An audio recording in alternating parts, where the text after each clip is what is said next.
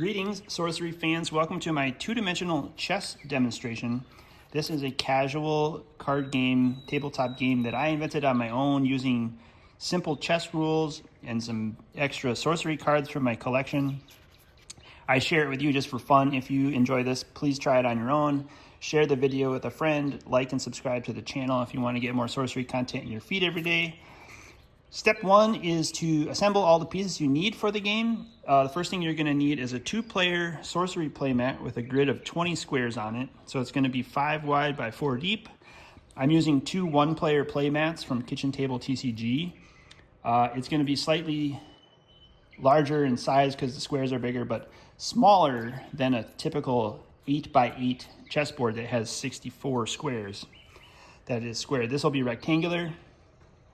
The second thing you're going to need is 20 cards total, or 10 cards for your deck. Your opponent can have 10 cards.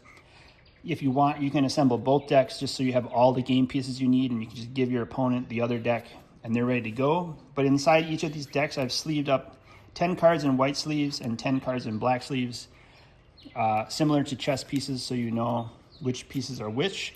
Instead of 16 pieces per side for chess, we're just going to use these 10. So in sorcery fashion, you need a piece that resembles the king. So I'm going to use King of the Realm from Beta for one side, and I'm also going to use King Arthur from Arthurian Legends to represent the other side.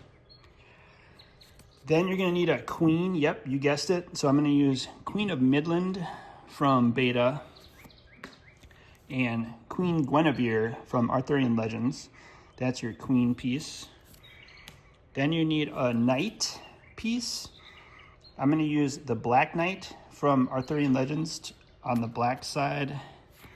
And I'm also going to use a white knight to keep it simple from Arthurian Legends on the opposite side.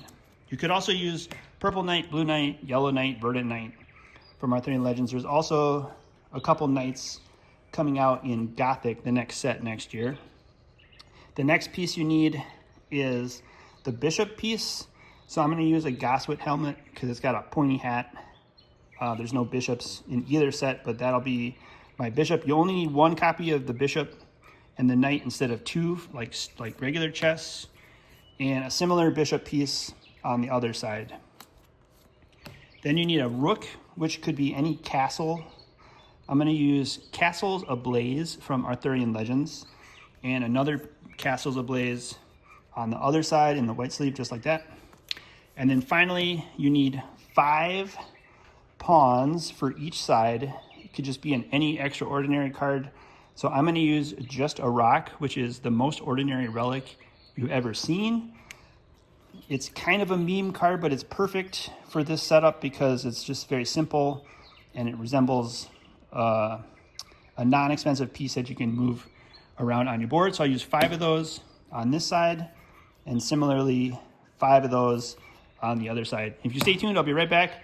I'll show you how the pieces move across the board, just like chess, in 1 second. Okay, step 2 of the tutorial is how do the pieces move on the board.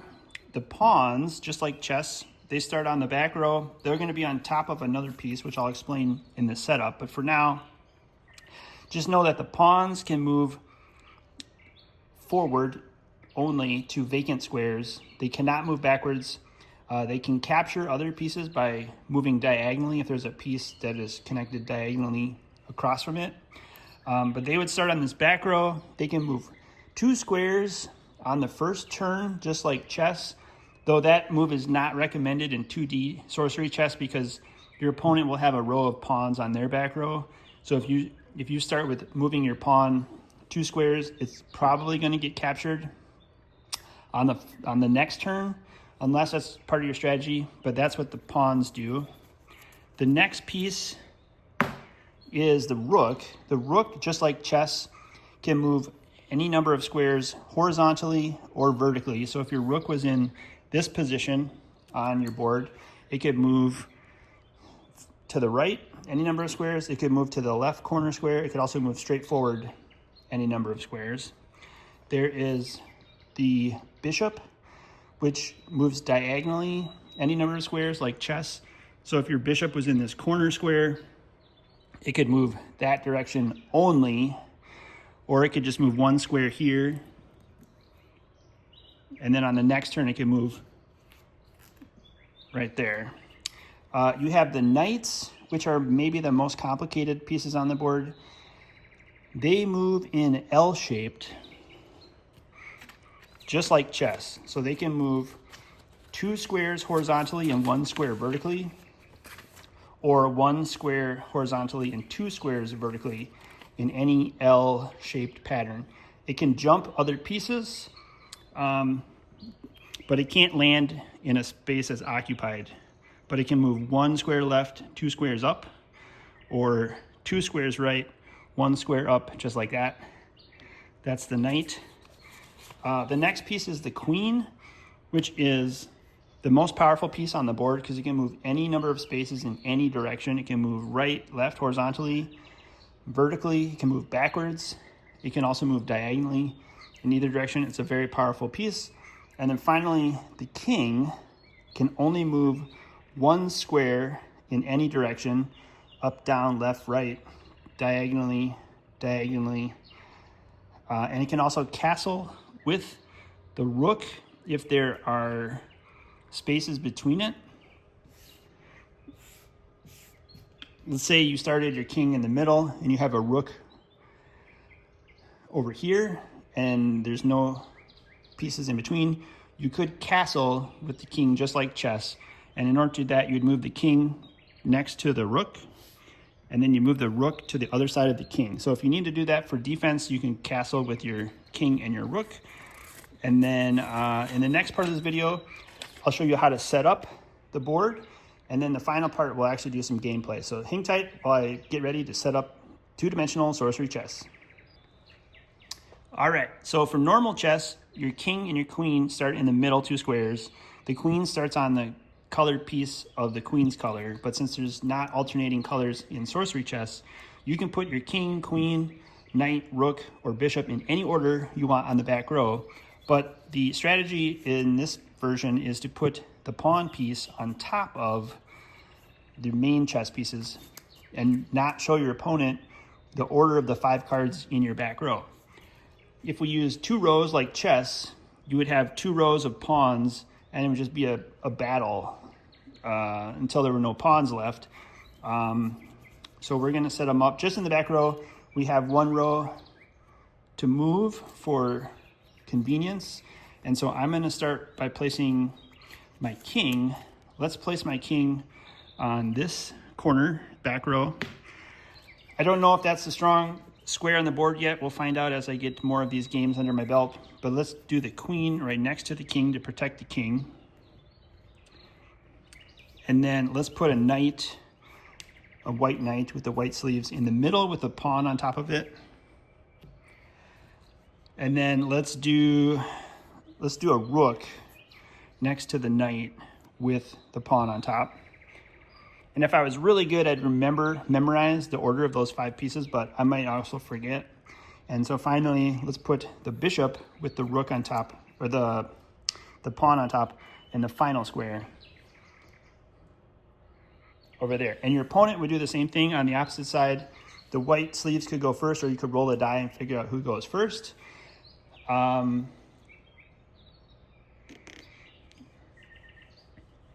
see here. All right, we've set up our board. We know what the pieces do. It's very similar to chess, so if you have any, if you're unsure, you just kind of revert to chess rules. The object of the game is to get your opponent's king in checkmate by either capturing a number of pieces or placing your pieces in a position where their king cannot move or escape.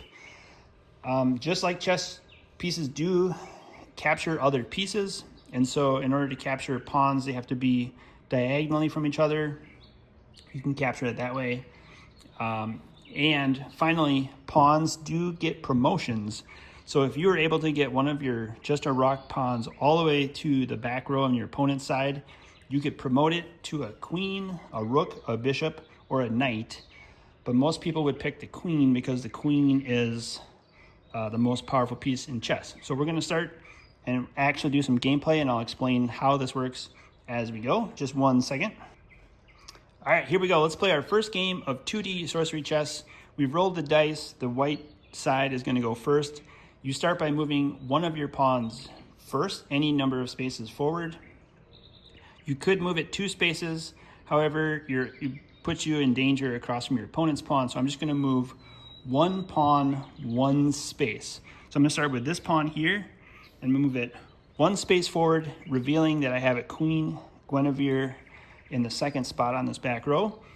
That means the queen can go this direction and take out that pawn. The queen can also go to this space safely, but I'm going to move 1 piece on the opponent's side and figure out what their next move is.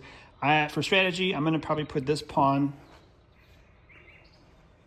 in front of this queen to protect that pawn, and it also reveals a queen on that side of the board. So this queen could take that pawn, but then that queen could take the queen, so we don't want to do that. I might want to put this queen in this position, but that also blocks this pawn from moving forward. So I think what I'm going to try to do is advance my pawns first and see if I can do any captures and get to any spaces on the back row. So my second step, I'm going to move this pawn. It's going to be in the way of this card. Actually, let's do this. Just like that. So I move that pawn 1 space forward. It blocks that opponent's pawn from moving this direction. It reveals a rook, which can move horizontally, but that piece is stuck right now. Can't move in any direction.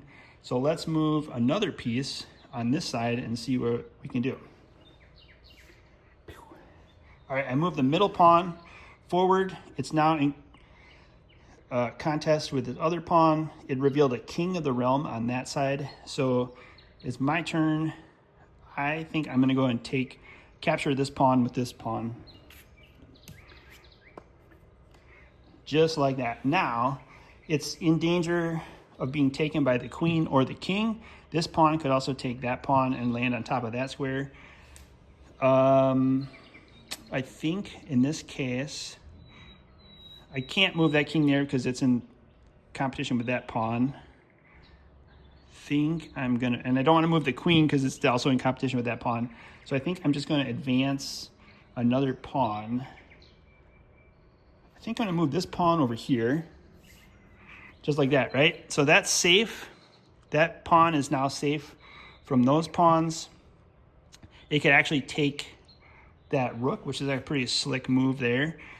This turn, I'm going to move... Well, I could take this queen and take that pawn, but then the king could take the queen later, so don't want to lose the queen. So I think what I'm just going to do is move this pawn up a square and reveal my knight. Perfect. So now this knight can move in a couple different directions. I'm obviously going to have to take this rook with this pawn over here.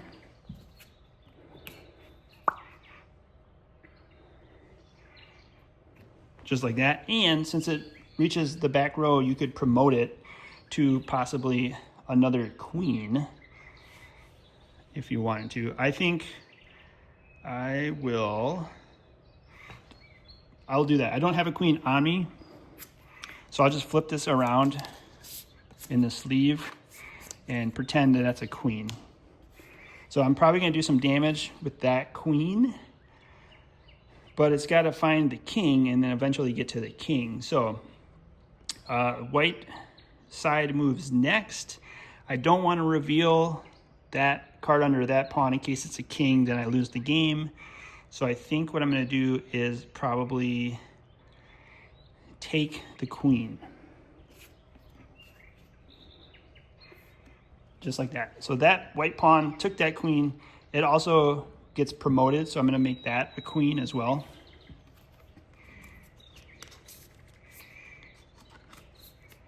So now we have another queen on that side. And black turn has to probably take the queen with the king, or it's dead. So now it's the white player's turn. They cannot capture the queen with the pawn, but if I move the knight, it exposes the queen.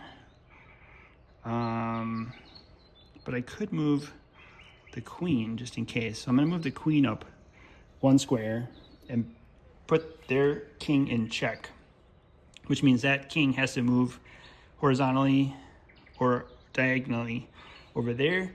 And I think it can't move there, so it's going to have to go here. So the king is now out of the way. And then it's the white turn. And I think the white is going to move this knight. I'm going to capture this pawn like that. It's not putting the king in check, but if the king takes that knight, it's now in check from this pawn. So I think what I'm going to do is maybe push this queen somewhere. Let's try to put...